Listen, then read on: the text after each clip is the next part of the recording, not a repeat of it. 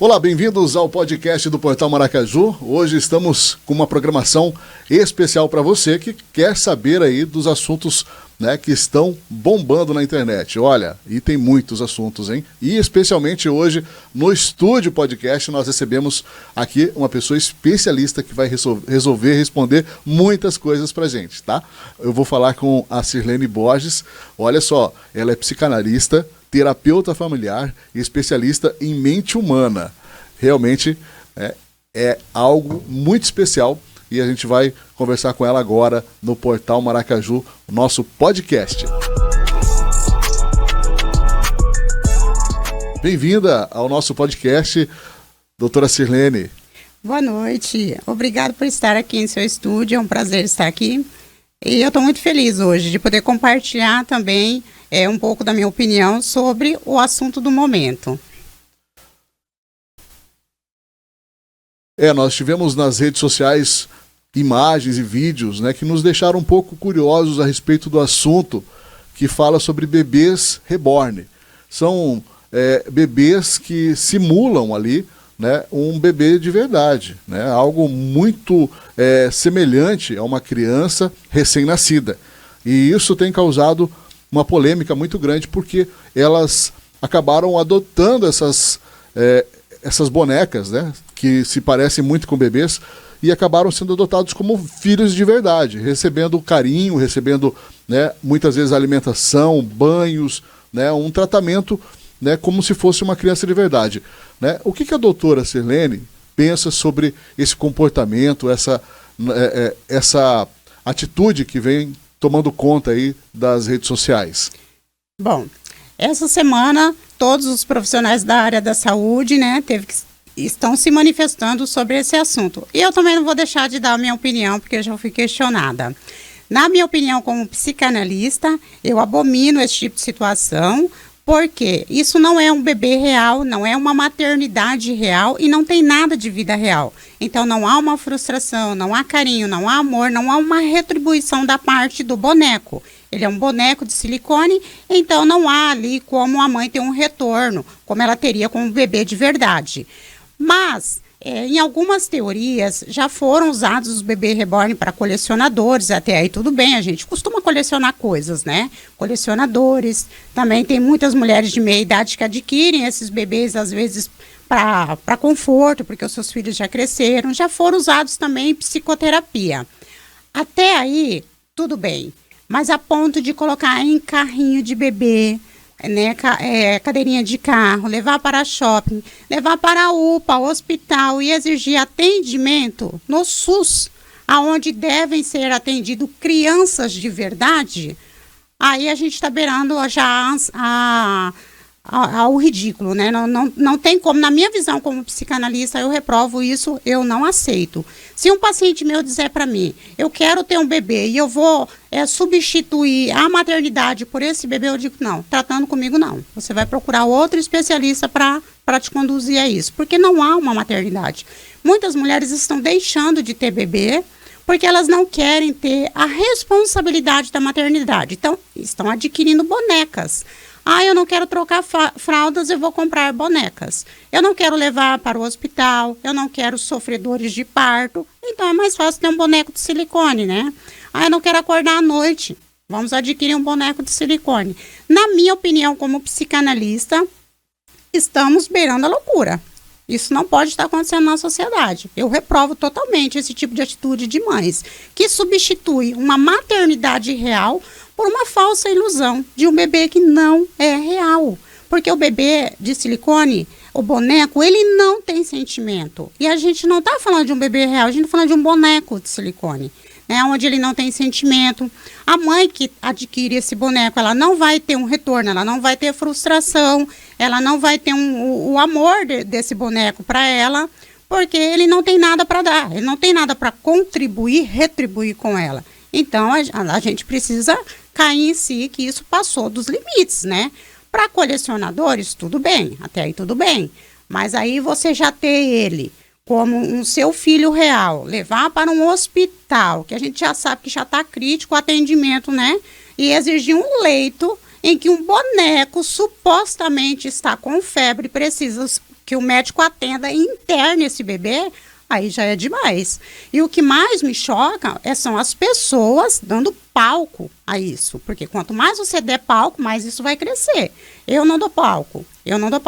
Se uma paciente chegar e disser para mim, vou anular a maternidade real porque eu quero um bebê reborn, eu já vou dizer logo, procure outro profissional para dar continuidade à sua maternidade, porque eu não vou te auxiliar. E nós tivemos também alguns casos de famílias ali que acabaram adotando esse boneco como filho, né? E tem um caso específico, inclusive saiu hoje nas notícias, sobre um divórcio onde há disputa do bebê reborn, né? É um caso bem curioso porque eles fizeram do bebê reborn um canal no Instagram monetizado. Eles acabaram disputando isso devido ao rateio desse valor, né? E, em consequência disso, virou um litígio também no divórcio, né? Como lidar com uma situação onde as pessoas já estão normalizando o que é algo abominável? Pois é. Isso acaba deixando até os advogados em saia justa, né? Porque vai fazer o quê? Como que a gente vai ter uma guarda ali de um bebê compartilhada? Quem vai ficar mais com esse bebê? Quem que vai cuidar, né? Como que vai ser? Deixa os advogados em saia justa. Hoje existe também, a gente vê, os parques estão lotados com esses bebês, né? Vai ter uma cidade aí de São Paulo, que eu prefiro não falar o nome, já vai ser decretado o Dia Internacional da Mãe do Bebê Reborn. Então, a gente dá uma analisada nessa situação e não vamos muito dar palco para isso, porque um advogado, um juiz, um médico, ele não tem que parar as suas funções para atender um boneco de silicone. Quando eu chegar a ponto de querer disputar a guarda na justiça, contratar um advogado para cuidar do meu bebê reborn, para dizer com quem ele vai ficar mais, essa pessoa não está muito bem, né? E aí tem gente que fala, mas a senhora não tem nada a ver com isso. Tenho sim, porque quando isso virar assunto, quando isso virar uma doença pública, um problema público mental, quem vai ter que socorrer essa gente vai ser psiquiatra, psicólogo, terapeuta, e muitas das vezes essas pessoas não terão condições de pagar tratamento psicológico e muitos de nós terão que atender de graça. E olha lá se não tiver preferência. Então, assim, a gente precisa ver até onde vai, né, o colecionador e até onde foge da realidade.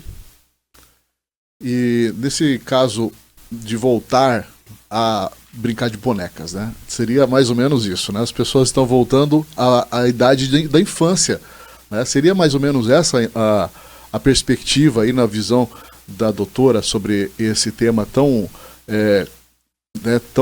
curioso que tem despertado hoje? Na minha visão, não. Porque quando eu brincava de boneca, eu não levava para o hospital e exigia atendimento. Eu não tirava o leito de uma criança real para colocar minha Barbie lá, né? Nem cogitava uma situação dessa. Eu posso ter um bebê reborn? Você pode ter quantos você quiser dentro da sua casa para coleção. Você só não vai lá infernizar o SUS, querer um leito para exigir que o médico saia do plantão dele para atender um boneco de silicone, porque isso não é real. Hoje a gente vê crianças passando fome e mães dando de tudo para um bebê reborn, para um boneco de silicone. São milhares de pessoas que passam fome no mundo e eles estão brincando como se isso fosse uma vida real, e não é. Então, para mim, na minha visão como psicanalista, né, eu não vejo isso como uma brincadeira de boneca. Eu vejo que essas pessoas, elas precisam de tratamento psicológico. Tem algo errado aí, tem algo errado acontecendo com a sociedade. E tem gente passando os pano quente, outros dando palco. E a gente, como especialista, a gente vê que essas pessoas não estão bem, a ponto delas abrirem mão de uma maternidade real para querer criar um boneco de silicone que não fala, que não ama, que não tem sentimento. O que espera de uma pessoa dessa, né? Bom, dentro desse contexto, eu quero pautar também se existe alguma relação ou correlação, né, com a mãe de pet. Né? Existem algumas coisas que também eu ouço a respeito disso que eu também particularmente sou curioso.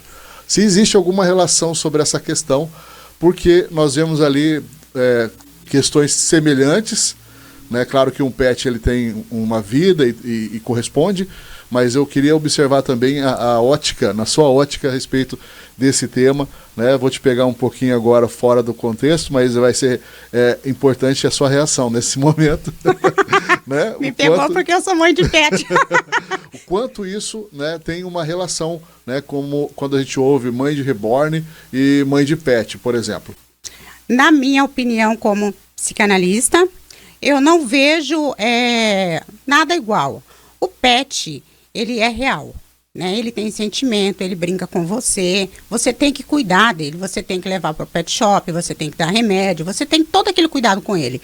E ele te dá amor, te dá carinho, ele tá ali, ele é um ser vivo, ele tá vivo, né? Eu não tô defendendo porque eu sou mãe de pet, mas é diferente de um bebê de silicone que não fala, não vai interagir com você, né? Então, assim, a gente vê clínicas de veterinários cada vez crescendo mais, muito mais, e você vê que o pet, ele fica doente, ele tem dor, ele tem febre, ele precisa de exames específicos. Eu tive um bebê pet que ele ficou internado na UTI e eu acabei perdendo. Ele foi internado num hospital especializado, porque eu estava fora do estado e ele estava comigo.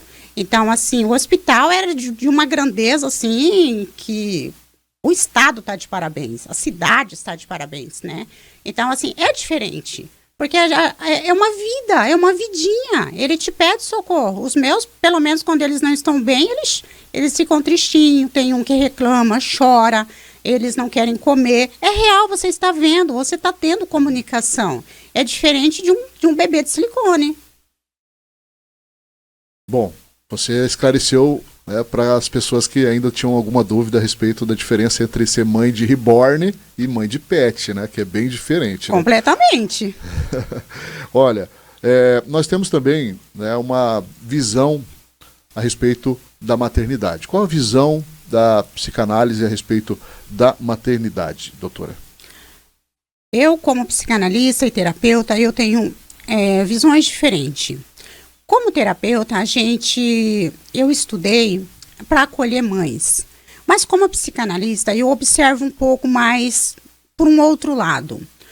Hoje, né, eu não vou dizer assim, graças a Deus, mas graças à tecnologia, muitas mulheres a partir dos 40 anos estão engravidando e adolescente menos, né, que já para nós é uma vitória.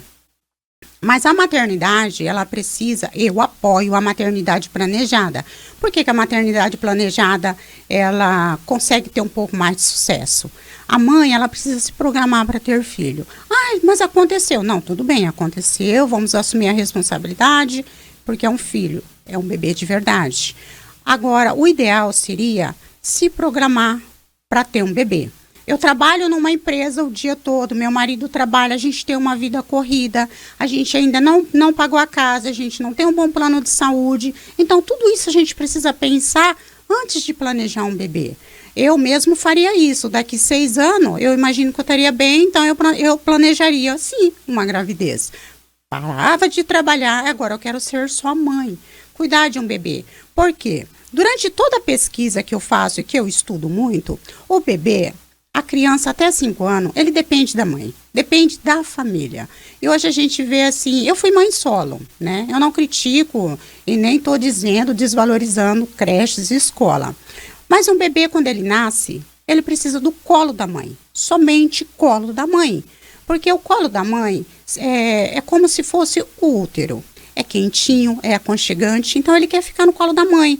Como que eu vou tirar aquele serzinho tão pequenininho e já levar para um lugar estranho, para um ambiente estranho? Que para ele é como se ele estivesse no meio de uma mata ou em um lugar totalmente obscuro, gelado e frio. Então, assim, a mãe, quando ela decide ser mãe, ela tem que ter toda a paciência do mundo para cuidar exclusivamente daquela criança. Eu sempre digo para minhas pacientes, quando elas falam, eu estou exausta, estou cansada, né? Eu estou passando por uma situação dessa também, eu acabei de ser avó, né? A minha filha teve uma bebezinha, já tem 1 mêsinho a minha netinha. Parabéns. Obrigada.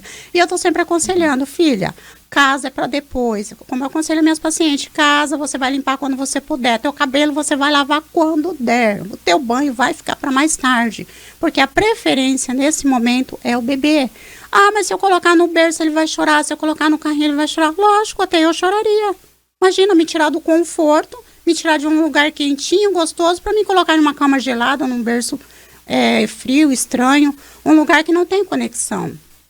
Porque quando ele sai do útero, a conexão do bebê é com a mãe. Então, a mãe ela tem que se planejar para que ela fique por um longo período cuidando somente daquele bebê. Ah, mas e as mães que são mães solo, como eu fui? Aí a gente não tem opção, a gente tem que colocar numa creche, tem que pagar uma babá, tem que colocar na escola, tem que tocar a vida.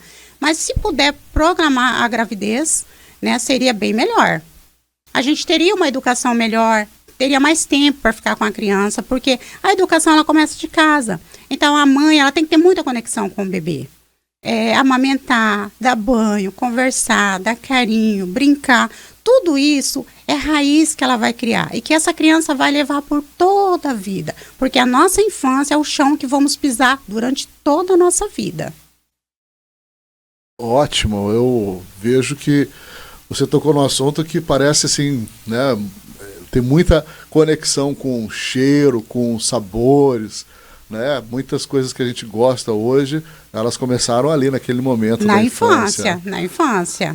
E você comentando um pouco sobre maternidade, você podia falar um pouquinho sobre como é a terapia na família, né? Como as famílias, né, podem utilizar, né, da psicanálise, da terapia, né, desse momento em momentos diversos da vida para poder auxiliá-los, né, a superar situações e várias outras crises que acontecem, né, no dia a dia, no cotidiano, que é muito corriqueiro na vida das pessoas elas terem as suas crises, né? E como que a psicanálise e a terapia podem ajudar com isso? Existe dois lados. A terapia familiar e a terapia de casal. Quando um casal ele me procura para a terapia, eu atendo faço a entrevista, né, vejo, primeiro eu quero ver tudo que está acontecendo, eu faço aquela entrevista. Aconteceu, meu marido não dá atenção para os meus filhos, a minha esposa não cuida da casa, o meu filho mais velho está sofrendo bullying na escola, o pequenininho não quer estudar, a mais velha está rebelde, aquela história toda. Eles narram a vida, a nossa real, da nossa família, porque eu falo, por mais conhecimento que a gente tem, a gente não vai ser perfeito. Aí eu ouço a mãe primeiro, ouço o pai primeiro. Eu monto uma estratégia. Aquele casal, ele precisa de terapia de casal ou de família? Quando o problema está na família, é de família. Então, a terapeuta vai para aquela casa e vai analisar a situação daquela família. Que hora o pai de família chega? Quem manda naquela casa? Quem cuida daquela casa? Se tem uma babá, que hora que o filho mais velho vai para a escola? Quando ele volta, o que ele faz? Aí a gente analisa o outro lá que está sofrendo bullying. Olha o pequenininho. É tipo uma supernana. A gente dá aquele geral tudo. Aí depois eu vou montar uma estratégia familiar para reeducar aquela família. Mas eu digo, quando a família procura ajuda para os filhos, na maioria das vezes, sempre quase está nos pais. Quanto mais eu vejo problema na criança, mais eu encontro nos pais. Por quê? Quando você é pai, quando você é mãe, você é responsável por criar uma estrutura. Você formou uma raiz. O teu filho, ele não pediu para ser feito, não pediu para nascer. Então, o problema é seu. Abraça o BO e a responsabilidade é sua. A raiz é sua. Então, você vai ter que formar aquela raiz, né? Antigamente, a gente via muitas árvores marcadas. Não sei se você já viu marcada com arame, marcada com corda, com pneus. É uma estratégia que eu aprendi na escola. Até hoje eu faço com minhas plantas. Quando elas estão entortando, eu vou lá e coloco um pauzinho e amarro.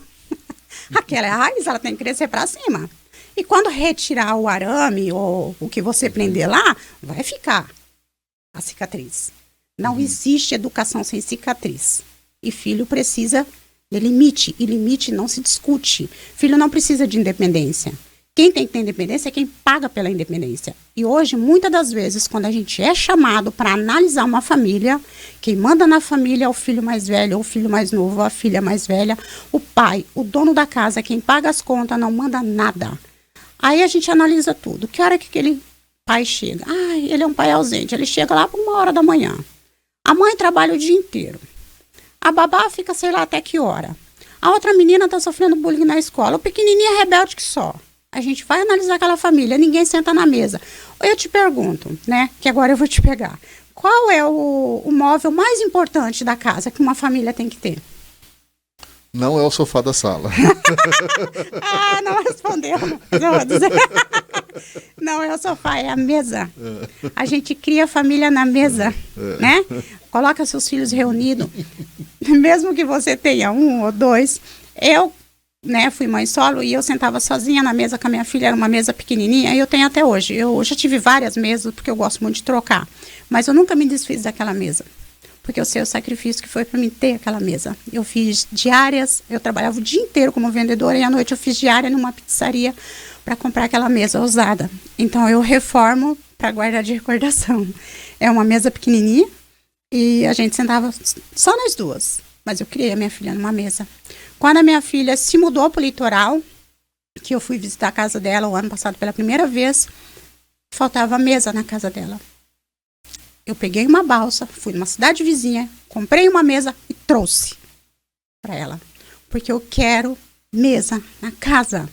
Então, mas precisa ter uma mesa grande? Não precisa. Qualquer mesa. Reúne a tua família. É ali que se cria uma família. Ali que reeduca. É ali que educa. Ali que vamos conversar tudo o que aconteceu durante o dia.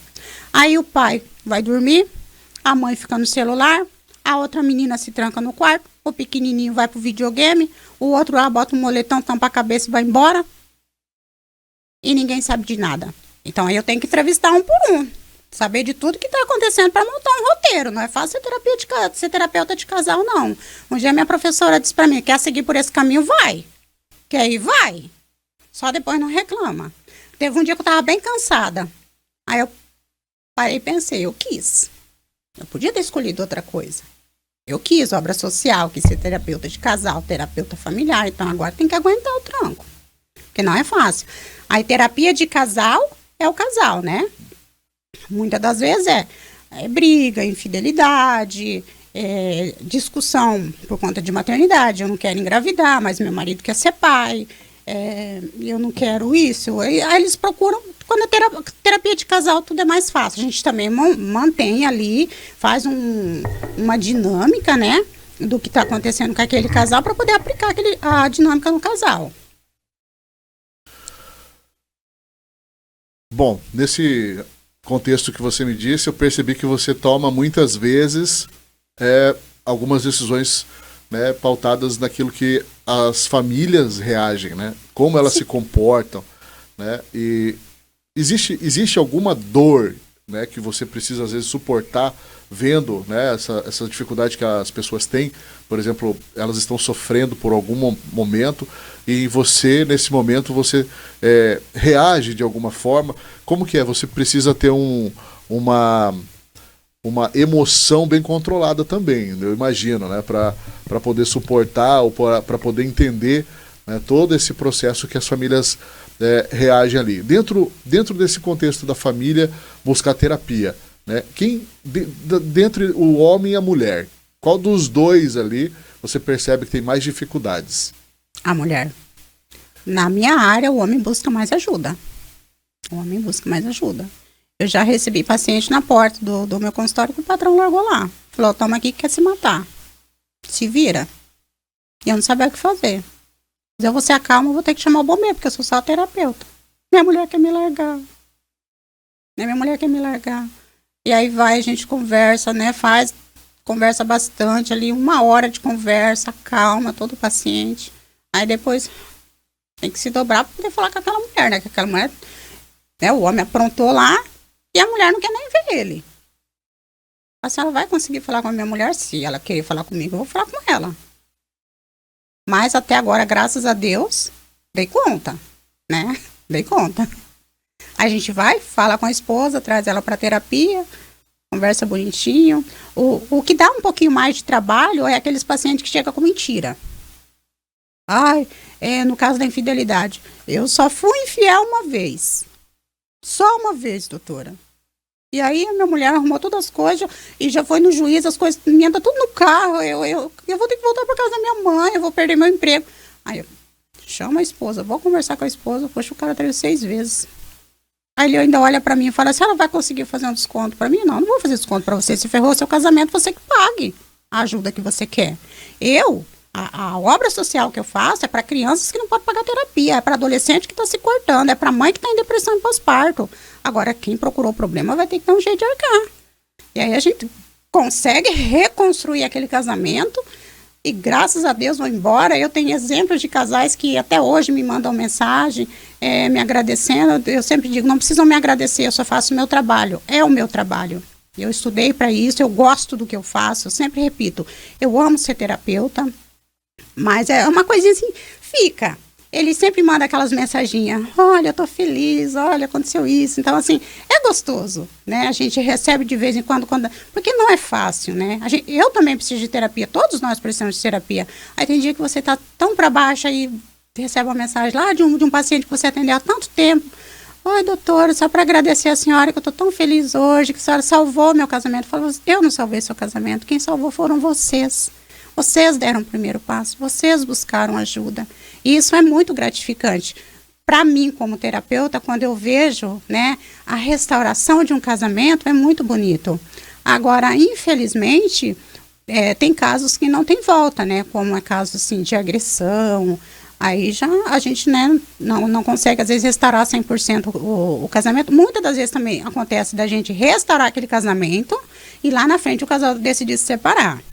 Né? Aí é uma decisão deles. E já aconteceu outros casos também, que hoje o grande vilão do divórcio está sendo a internet, né? Eu não sei por que uma coisa assim tão inofensiva está causando o maior problema, né? Aí você vai, tem maior trabalho, monta dinâmica, conserta aquele casamento, deixa tudo perfeito, bonitinho, aí vem a internet, pá. Uma coisinha vai lá e derruba tudo de novo. Lá vem o casal de novo. E eles já tinham se dado alta, porque os meus pacientes, eu falo assim, vocês são muito atrevidos, né? Eles chegam em mim e falam assim, eu já tô boa, eu já tô bom, eu não quero mais terapia. Aí, de repente, tem que voltar, né? Porque a internet atrapalhou alguma coisa, né? O que aconteceu? Ah, internet. Oh, internet. Internet. Bom, estamos falando com a doutora Sirlene Borges. Ela é psicanalista, terapeuta familiar e especialista em mente humana. Vamos a um breve intervalo e daqui a pouco nós retornamos já com nosso último bloco aqui no podcast do Portal Maracaju.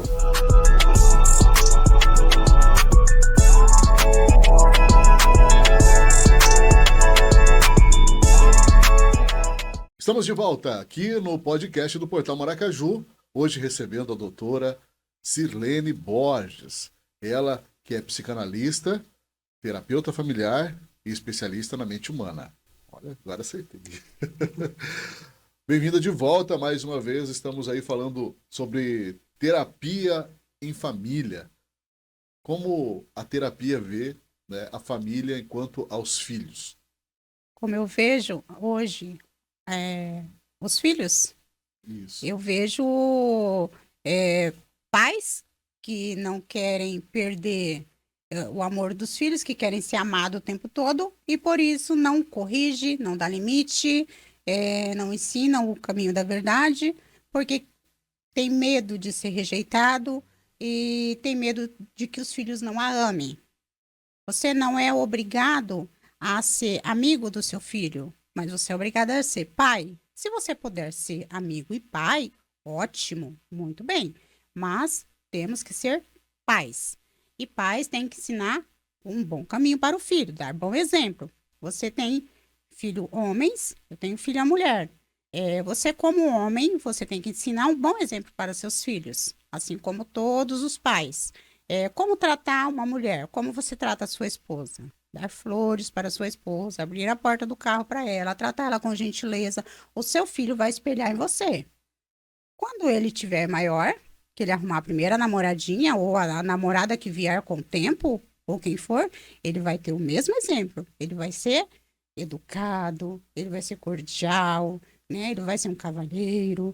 Agora, se você tratar com grosseria, ele vai ser também um cara grosseirão, agressivo. Como aquele menino lá do filme, né? Da temporada lá, da adolescente, né? Adolescente, não sei se você chegou a assistir.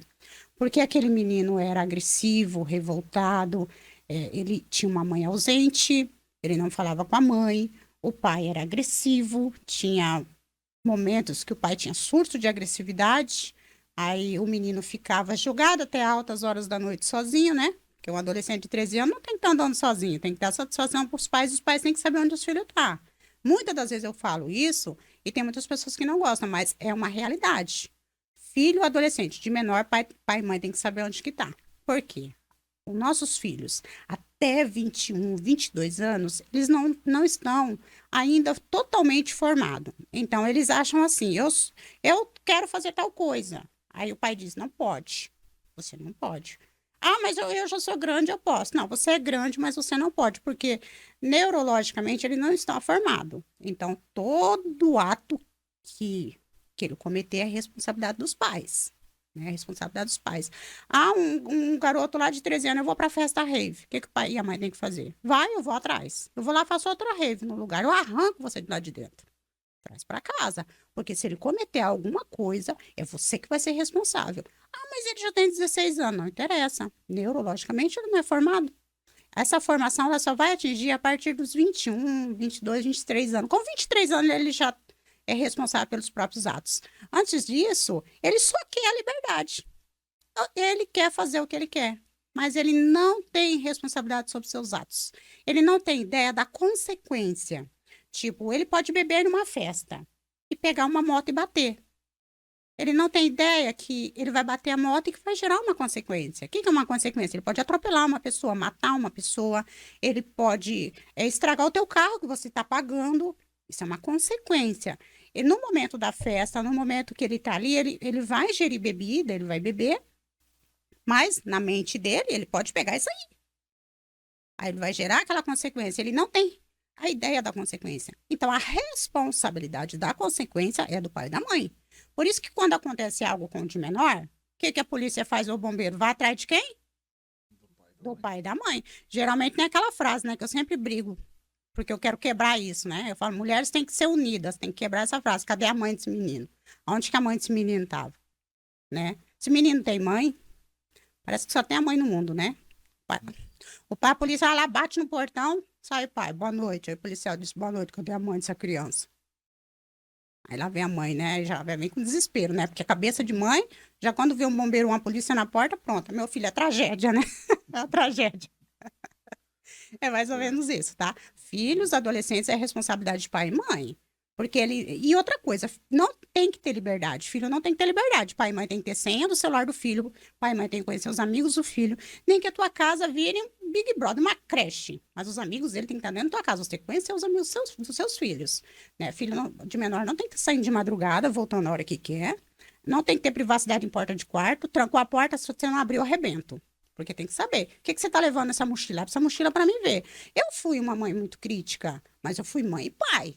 Se eu não fosse, hoje a minha filha não estaria casada, não teria responsabilidade, não seria uma menina responsável, é formada, né, em assistente veterinário, não pôde ainda fazer o estágio por conta que ela estava no final da gestação, mas assim, eu sempre dizia para ela, aonde vai? Ah, eu vou em tal lugar, ó, deu tal hora, você não chegar, eu vou atrás. Eu vou com a polícia, eu vou com o bombeiro, eu vou com quem quiser, mas que eu vou atrás de você, eu vou. E se você não aparecer, eu começo a gritar lá fora. Ai, era um terror. Eu investigava todas as mães das amiguinhas dela, aonde morava, o telefone. Se eu não encontrava ela, eu encontrava uma amiga. Se eu não encontrava uma amiga, eu encontrava a amiga da amiga. Eu perseguia, porque eu sabia que era responsabilidade minha, né? Responsabilidade minha. Como todos os pais. O menino do filme, ele ficou 13 anos. Ficava na rua a noite toda. O que aconteceu? Matou uma pessoa. Aí você vai para o histórico daquela família, como eu te disse hoje, vai para o histórico daquela família. A mãe, o menino não tinha uma boa relação com a mãe. A irmã só fazia chorar, né? Pelo olhar lá, sofria de depressão. O pai era agressivo, também tratava muito mal a mãe, sempre com agressividade. O menino só via aquilo, ele reproduziu aquilo. Tanto é que ele era tão manipulador que ele foi agressivo até com a psicóloga. Né? Para quem não assistiu a série, é até bom assistir lá para ficar atento. Bom, e nós temos também a opção de procurar, né, sempre o seu trabalho ali para ajudar, né?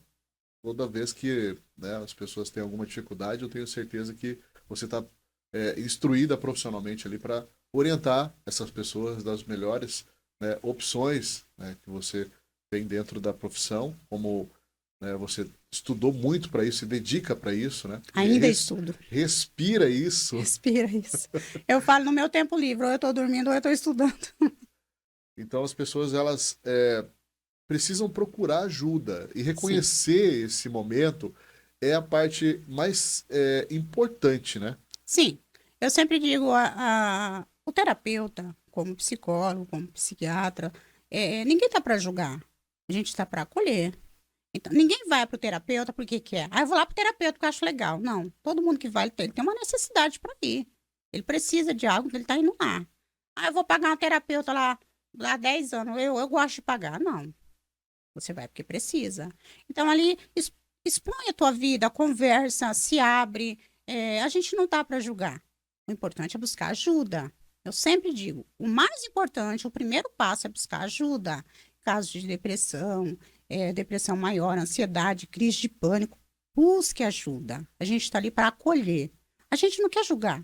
Até porque a gente também não é perfeito, a gente também tem os nossos problemas. A gente estudou, foi instruído a não julgar, a gente não julga, a gente abraça, a gente acolhe. Eu mesmo, aparentemente, né, as pessoas, a senhora é brava. Não, eu sou mãe de todo mundo. Eu gosto de acolher. Eu é madrugada, qualquer hora. Se precisou, eu saio correndo. Esse dia eu fui atender uma pessoa, larguei até o calçado para trás. Fui descalço. De tão, porque assim, uma coisa assim que me mexe muito é criança. Então, se eu ver uma criança precisando, eu vou deixar tudo que eu estou fazendo, eu vou acolher aquela criança, eu vou socorrer. É minha obrigação como profissional. Isso seja no avião, seja onde eu estiver viajando, seja onde eu estiver. Se uma criança, ou uma pessoa, ou um idoso precisou de mim, eu vou estar ali. Não importa onde eu estiver. Precisou, o terapeuta tem que estar ali. Eu sempre digo, hoje, nessa formam-se muito terapeuta de consultório, né? É muito gostoso ficar no consultório. Mas eu não. Eu vou para a obra social, já fui voluntária de vários lugares, né? O lugar que eu não posso ir de salto, eu vou de tênis. Quando não puder de tênis, eu vou de chinelo, mas que eu vou estar lá, eu vou. Hoje eu atendo dependentes químicos, já atendi ex-presidiário, né? É, família, adolescentes que se cortam, crianças com depressão, que é o que mais eu acho que impacta muito a vida de qualquer profissional, porque quando você começa a lidar com família, que você se depara com uma mulher ou um homem com depressão, para nós, aparentemente, é bem mais fácil resgatar. Agora, uma criança, você tem que ter todo o mecanismo para poder fazer aquela criança falar, que muitas das vezes a criança não fala. Ela não fala, ela fala através de desenho, através de brinquedo. Ah, mas ela vai falar para a professora. Ela não vai falar para a professora. Ela não vai falar para a mãe, ela não vai falar para o pai. Ela precisa se comunicar com uma pessoa que não está no círculo social dela. Muitas das vezes o que eu observo é isso. E a criança, ela tem aquela confiança num profissional que ela não viu. Porque a partir do momento que eu estou junto com ela ali na família, ela não quer contar que ela está sendo abusada, que ela está sofrendo. Então, assim, todo cuidado, todo mecanismo que um terapeuta, que um profissional da área da saúde puder usar com uma criança, eu falo, ainda é pouco. Ainda é pouco, precisamos evoluir muito mais. Você comentou algo que essa semana nós tivemos, né, uma campanha muito forte, né, sobre uma conscientização e uma luta contra o abuso infantil, né? Então, eu lembrei disso, né? E você pode falar um pouquinho para a gente como é esse trauma do abuso infantil?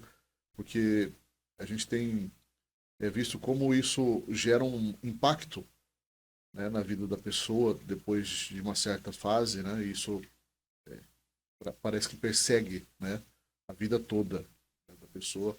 E você poderia falar assim um pouquinho sobre isso, né, talvez para trazer uma expectativa, uma perspectiva ou uma direção para que as pessoas possam buscar cada vez mais ajuda? Sim, o abuso infantil, quanto o abuso na adolescência, na fase adulta, ele é uma coisa muito difícil de ser superado. Uma pessoa que é abusada, ela vai carregar isso mesmo.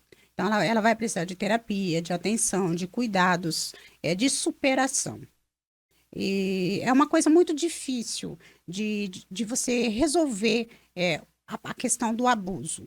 Uma vez que uma criança é abusada, Muitas das vezes ela se fecha, ela se cala, ela vai guardar isso. Chega uma fase lá na adolescência, ela vai começar a revelar rebeldia, agressividade, tristeza, cortes, né? Vai começar a se cortar. Em muitas famílias não vê isso como algo perigoso. Ah, é só uma depressão. Mas o que tem por trás daquela depressão? Houve um abuso lá atrás. E muitas das vezes houve, mas a família não sabe. Porque, igual eu te disse, a criança ela se fecha. Ela não se comunica. Aí tem gente que fala, mas ela vai falar para a professora. Pode ser que sim. Mas, na minha experiência, pelo tanto de pesquisa que eu faço, ela não vai falar. Raramente ela vai falar para a professora, para os coleguinhas.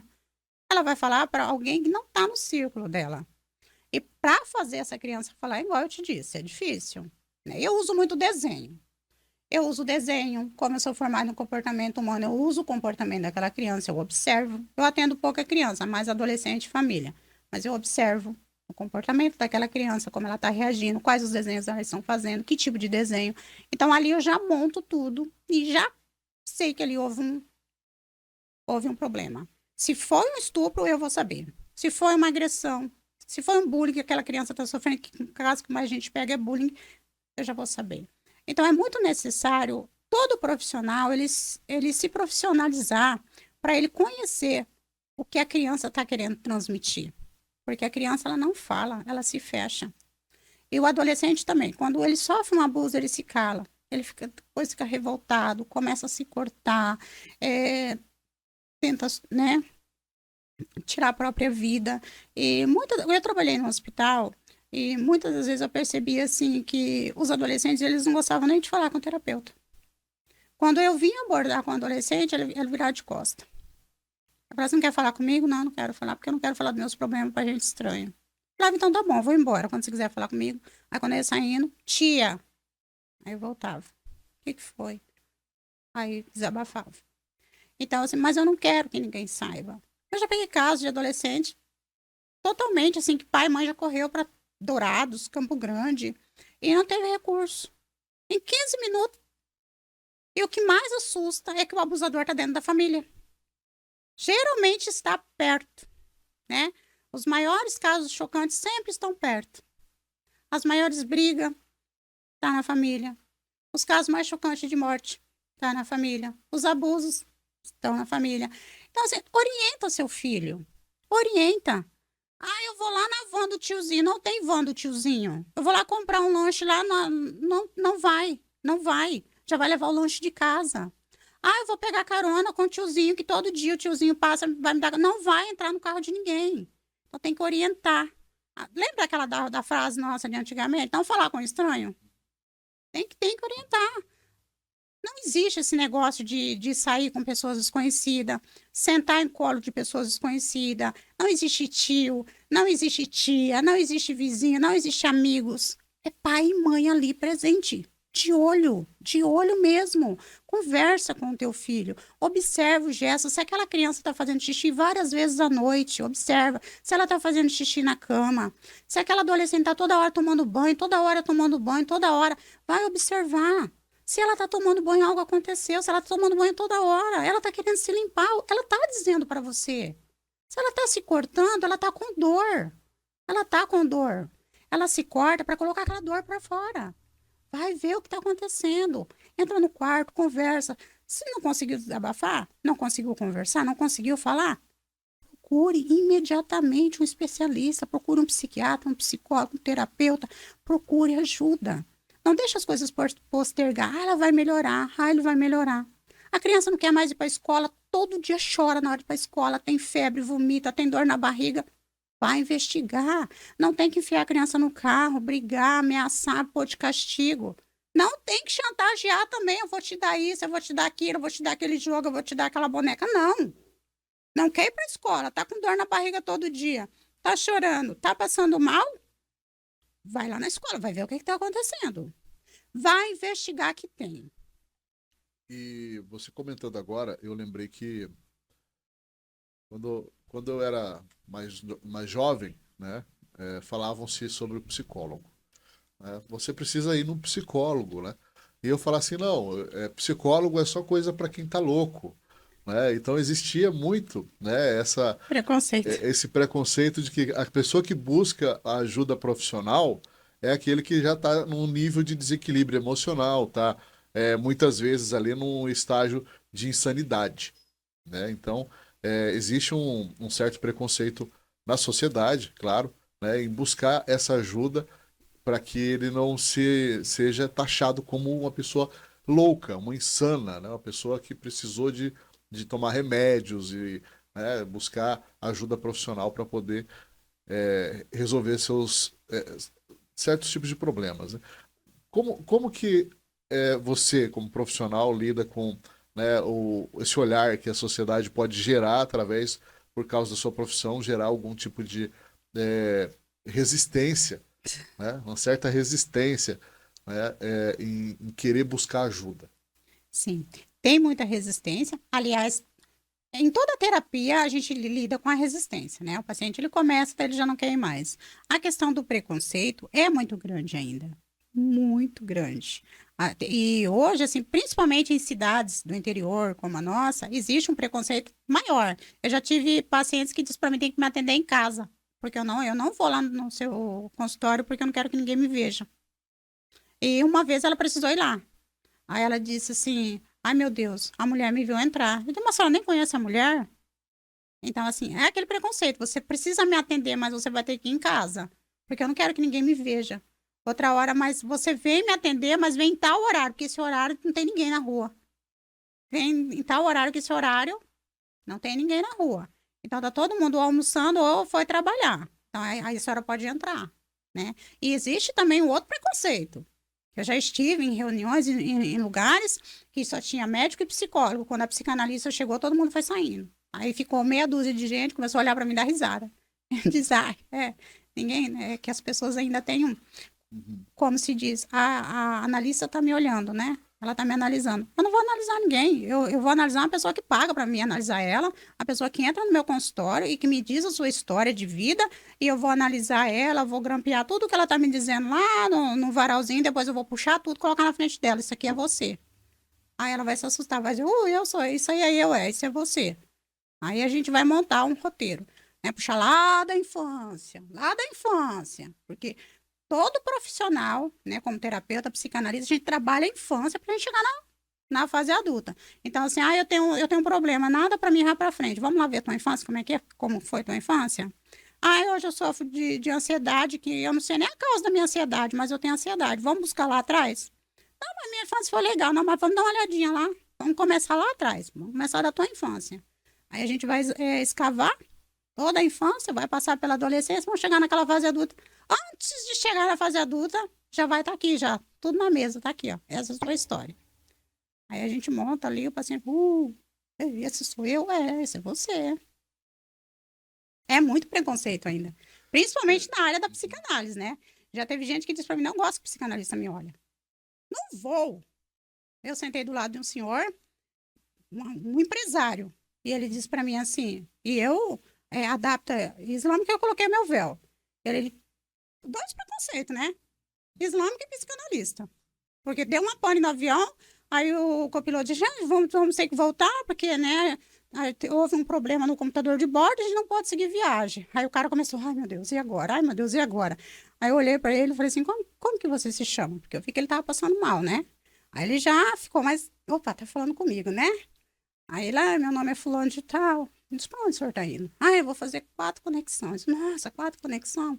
Não, vai ficar tudo bem, não aconteceu nada. O que a senhora faz? Sou psicanalista. Na hora. E agora? Ela já viu que eu tô com medo, já viu que eu tô tremendo, já viu que eu tô em pânico. Eu disse, é normal ter medo, mas não vai acontecer nada. Tá tudo bem, né? Tentando acalmar, e nisso, o povo lá atrás, todo mundo gritando, entrando em pânico, e eu, tá tudo bem. Tá tudo sob controle. Só depois, quando eu desembarquei, que eu vi que a minha mala não tinha sobrado só os pedaços. Mas tá tudo bem. Então, assim, foi legal, porque depois também ele veio conversando na viagem comigo, ele veio falando de vários assuntos, né? E ele, eu vou falar pra minha noiva que eu conheci uma psicanalista, que foi bacana conversar com ela. Foi muito legal, muito bacana. Bom, nós estamos aqui no podcast do Portal Maracaju falando com a doutora Sirlene Borges, especialista em mente humana, psicanalista e terapeuta familiar. E é uma grande oportunidade para a gente e para você, claro, né, conhecer um pouco mais dessa profissão maravilhosa que tem ajudado muitas pessoas a superar crises, né, as pessoas superando traumas. Né, pelo pouco que eu vi, né, e eu vi aqui, né, com certeza eu também preciso muito disso. Né, todos nós precisamos em algum momento ali, né, estarmos diante de um profissional, claro, para cuidar da nossa saúde mental. Isso é muito relevante em dias que são tensos, como os de hoje, onde somos muito cobrados, né? Existe um alto padrão social, né, que nos coloca muitas vezes em xeque sobre a nossa própria identidade. Então, tudo isso, né, nós estamos aqui observando como é importante buscarmos ajuda, seja você, né, de alto padrão, pessoas, né, que têm uma vida cotidiana simples, todos precisamos sempre buscar nossa saúde mental e superar traumas através da ajuda profissional. Então você pode buscar sempre a ajuda de um profissional e a doutora Sirlene Borges se coloca sempre à disposição. Como nós temos visto aqui, ela tem vários trabalhos sociais e tem uma vasta experiência dentro dessa área da mente, do estudo da mente. Né? Doutora, fala pra gente um pouquinho sobre, né, esse apoio que você dá para as pessoas em vulnerabilidade. Né? O quanto é importante esse trabalho social que você desenvolve.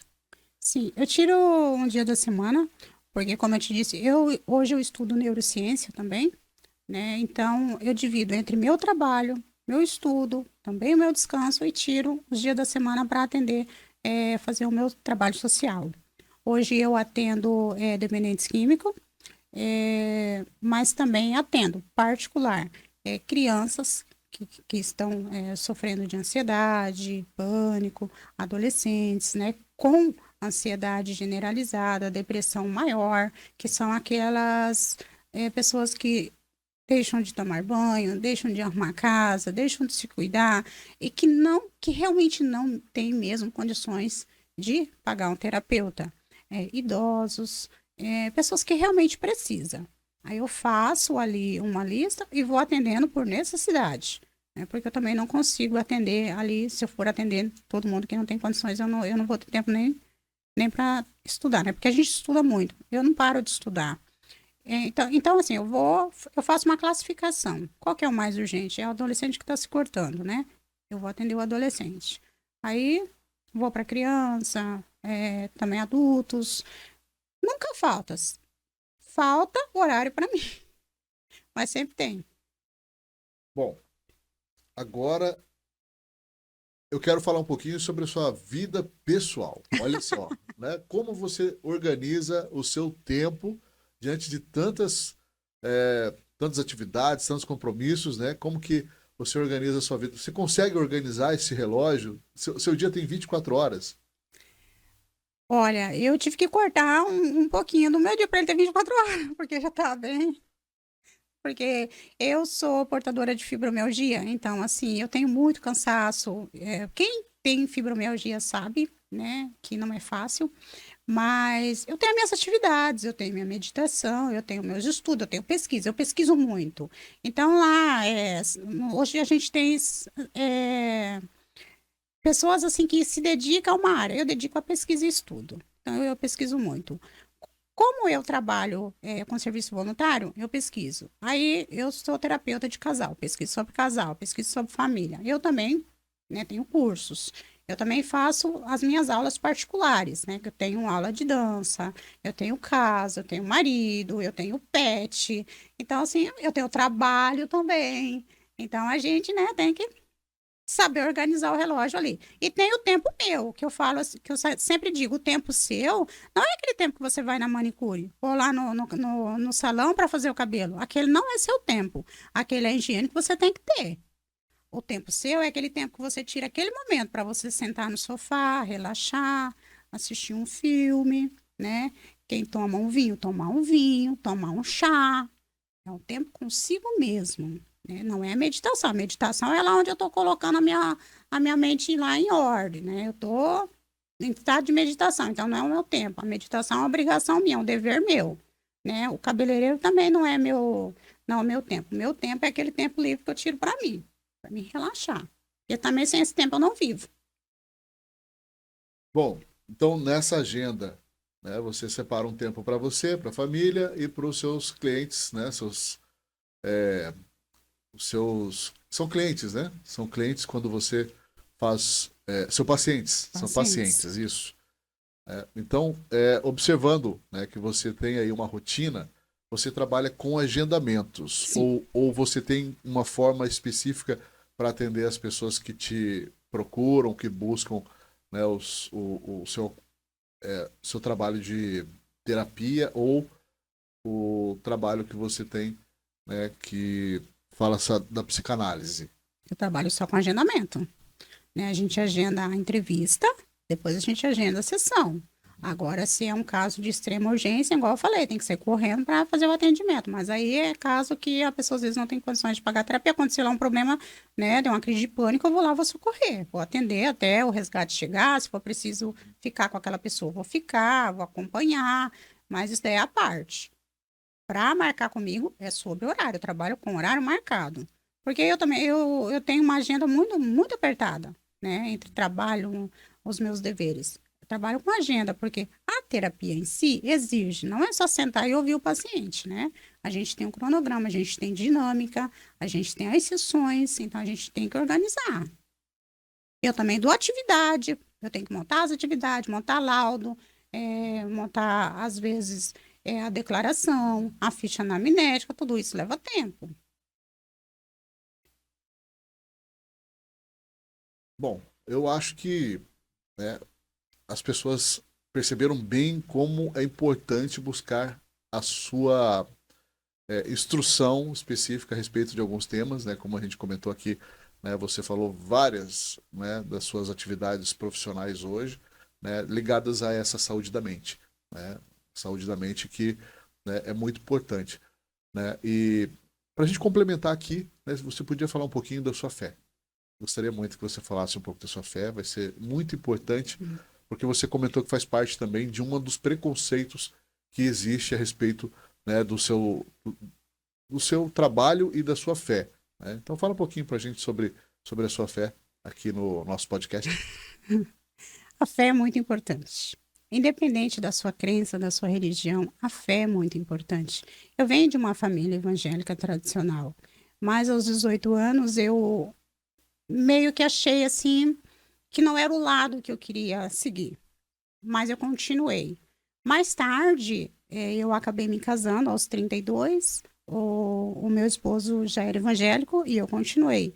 Eu tenho a religião evangélica, né, onde eu fui batizada, eu tenho um pastor que fez o meu casamento, mas eu sempre pendi para um outro lado, né? A religião que me conquistou sem barganhas, eu vou dizer. Sem eu estar triste, sem eu estar perdida, porque antes de eu ir para a área da saúde, eu tentei 1 milhão de profissão para chegar na área da saúde, porque o meu sonho era entrar na área da saúde. Então, nessa busca, eu fiz um monte de coisa. Eu fui massagista tailandesa, eu fui podóloga, mas eu não me realizava. Eu não me realizava. Eu sou formada em etiqueta social, eu não me realizava. E eu sempre dizia assim, é interior, isso para mim não vai dar nada. Mas aquele vazio nunca estava preenchido. Então chegou uma hora assim que eu resolvi dizer o que eu realmente queria. Isso foi depois, já que eu era formada, né? Que a gente acorda para a vida. Eu falo, a psicanálise ela te dá asas. Ela te coloca na vida. Você vai seguir o que te apetece. Você vai seguir o que você quer. E até na sua casa, no seu trabalho. Aí tem uma festinha ali, você vai ir. Se você não quer ir, você já vai falar logo, eu não quero ir, eu não vou. Então você tem essa liberdade. A psicanálise te dá isso. Ela te dá vida. E nessa de me dar vida, eu falei, sabe de uma coisa? Eu vou dizer o que eu quero. Porque é sem barganha. Eu tô indo porque eu quero, eu vou fazer o que eu quero, eu tô feliz. É algo assim que as pessoas dizem, mas psicanálise não vai contra a religião. Não.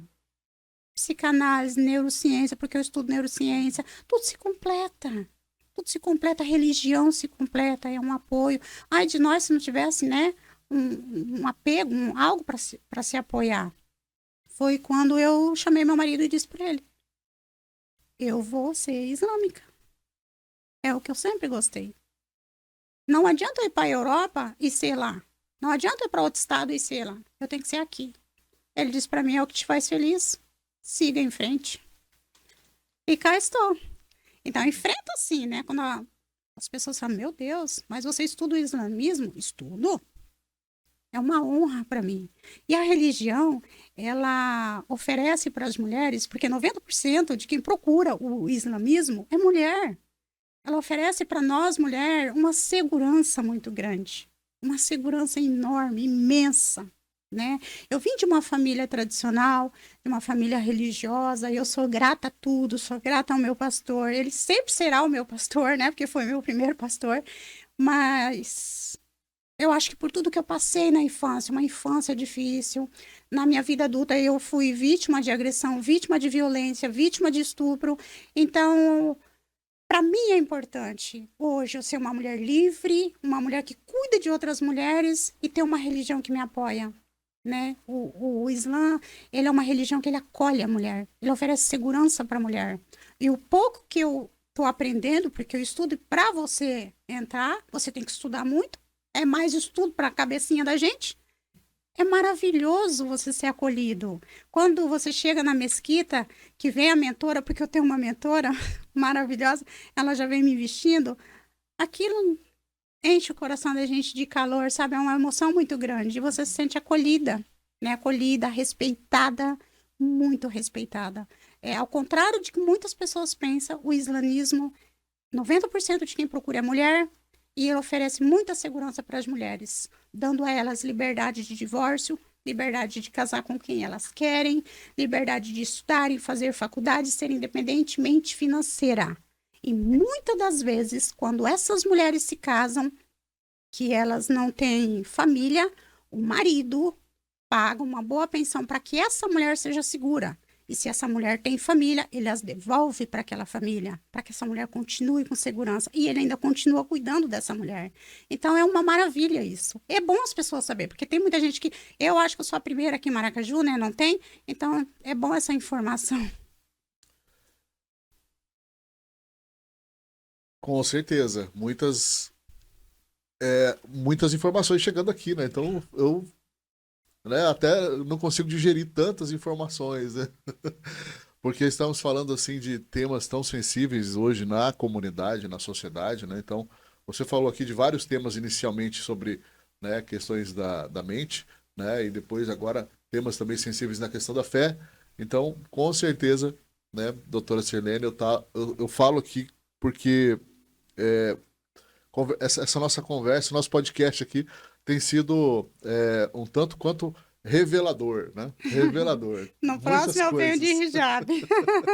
Muitas coisas aconteceram aqui hoje, né? E eu quero já deixar, né, de uma forma conclusiva, né, esse nosso primeiro podcast, né, de outros muitos que você já está convidada para vir trazer mais novidades para a gente aqui, com certeza, mas que esse seja o primeiro de muitos, né? E que nesse momento você possa usar aqui, né, o espaço para poder estar concluindo, trazendo aí seja uma meditação, uma palavra, uma orientação, né, para toda a sociedade, né, a respeito aí do seu trabalho de psicanalista, de terapeuta familiar e de especialista da mente humana, né, que é muito importante.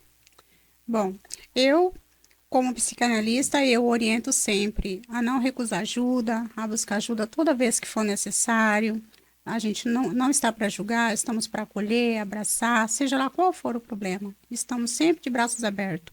Eu atendo também online, se precisar, né? Estamos todos de braços abertos. O importante é buscar ajuda. Todos nós necessitamos de ajuda, todos nós precisamos de ajuda, e essa ajuda, ela vem para nos confortar, para nos colocar no nosso caminho correto. Porque muitas das vezes os problemas, eles nos tiram um pouquinho da realidade. Aí vem um profissional, conversa. A conversa, ela te liberta. Quanto mais você fala, mais você se liberta. Você solta, né, o que está preso. Quanto mais você fala, mais você se liberta, e quanto mais você ouve, mais você se cura. Né? Foi isso que eu aprendi. Quando eu entrei para estudar, eu disse para a professora, eu tenho problemas. Ela disse, todo mundo aqui tem. Então, você vai falar para se curar e ouvir para se curar também. Então, isso é muito bacana. E a questão da fé, tenha fé, não importa a tua religião, não importa, placa de religião. O importante é você ter fé, que a vida é muito bela. Eu sempre falo, a gente tem que ter gana de viver, tem que ter objetivos para viver. E um dos nossos objetivos é ter saúde mental e fé. Ótimo. Muito bem, muito obrigado pela sua presença aqui, doutora Sirlene Borges. Nós estamos no podcast do Portal Maracaju e eu fico feliz mais uma vez de estar fazendo esse podcast, né, aqui diretamente do Portal Maracaju com você, com a sua participação, né, e desejar a você que está nos acompanhando aí, que você curta, compartilhe, comente, né, marque aí nas redes sociais, né, seus amigos, familiares, todos, e até o nosso próximo podcast. Espero você. Eu que agradeço.